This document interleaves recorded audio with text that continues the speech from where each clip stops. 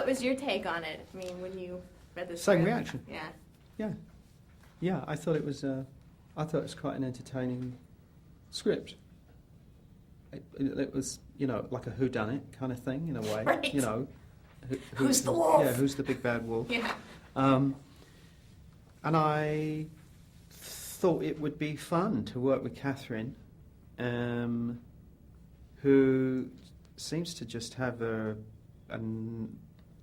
gift for understanding adolescents, and she seems to know what they want. Incredibly visual. I mean, she was an architect and then a set designer. And yeah, I didn't know that. Yeah, she was an architect. That's how she started, and then was a set designer.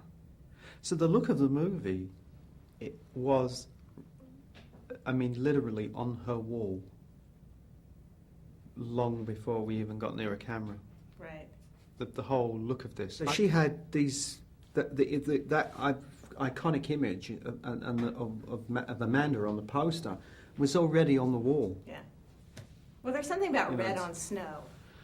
You can't beat a bit of red on snow, Yeah. can you? How did you approach yet another sort of conflicting, I wouldn't call him a villain guy. I think you're right. I think I read you said he's obsessed. I sort of saw it more like that. He's a good guy, I Yeah, think. He's good. He's well-intentioned, and he's, but he's not nice.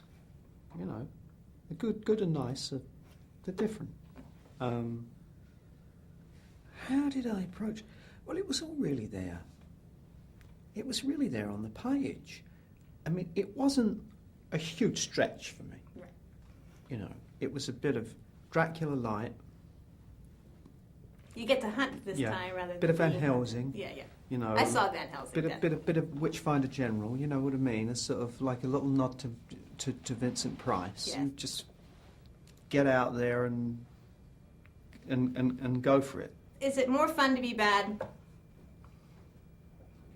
No, it just depends. I've known for those.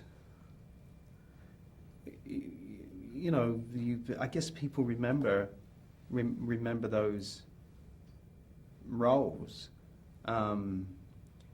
But there's, Immortal Beloved and Rosencrantz and Guildenstern Are Dead, and Harry Potter and Jim Gordon and Tinker Tailor Soldier Spy, which I just finished. People, I think, remember The Professional. You're not really going to remember Robert De Niro from Meet the Fockers. Well, you might, I suppose, if you're 12. If you're 12, Dustin Hoffman's going to be new to you. You obviously always go back to, I'm not saying that the work is as good as De Niro's, but you always go back to, Taxi Driver, Raging Bull, that Mean Streets, you do go back to that sort of early work. And I guess people remember. Yeah. So are you looking forward to playing Jim again in the next Batman and working with Christian? Who's a newfound Oscar winner there. I know. Yeah. When are we going to see you there again? When are we going to see you on the Oscar list? I don't know. I've never been. Should be. Never been. Well, I hope to see you soon there. Yeah. Maybe one day. No.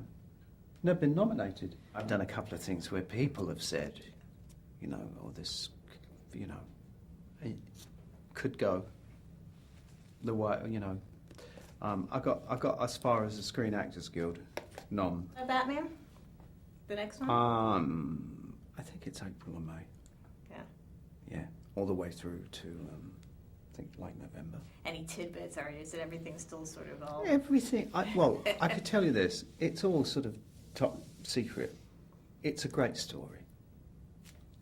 That when you thought, how are you going to top Heath and The Dark Knight? But he's come up with a